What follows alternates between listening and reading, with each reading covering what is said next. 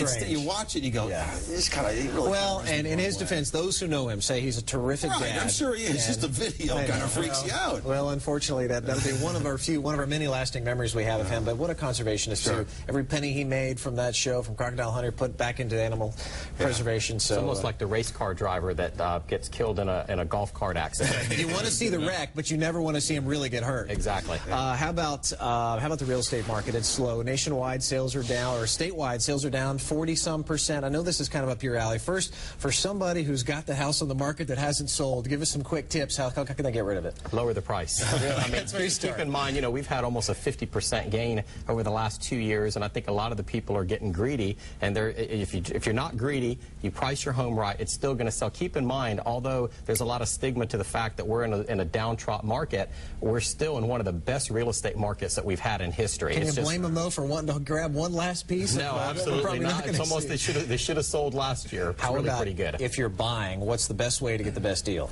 I would say if you're not buying new construction, which the builders are throwing incentives galore at you, make sure that the properties that you're looking at are priced right. And I think that kind of eliminates a lot of the higher end properties and the people that are being greedy and overpricing their properties, and it gives you an opportunity to negotiate from a lower price point, which is going to be better. And these other incentives, we start hearing these stories about incentive gift cards, maybe raising commissions even. That stuff works? Absolutely. I think it's something that the builders they're obviously, from their success and their sales are up. So I think from the resale standpoint, the consumers need to look at maybe raising the commissions and throwing an incentive out for the agent that sells their property. And what's going to happen in, say, in downtown Tampa when you get all these condos being built? Well, I've heard they're building a condo for every person that lives in Tampa. So the price could be right at some point. At some point, I think you're going to be able to steal something downtown. Bankruptcy court, sure.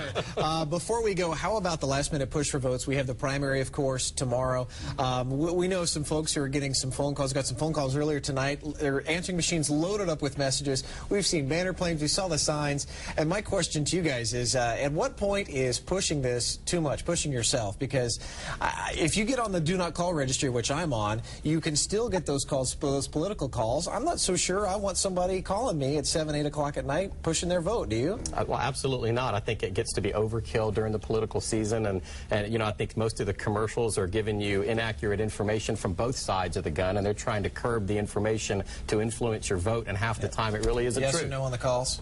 There we go. No, best way to lose my vote. Just call me at home. At least they're trying. They're trying. Thanks, Vincent. We appreciate it. Vincent is with the Realtor.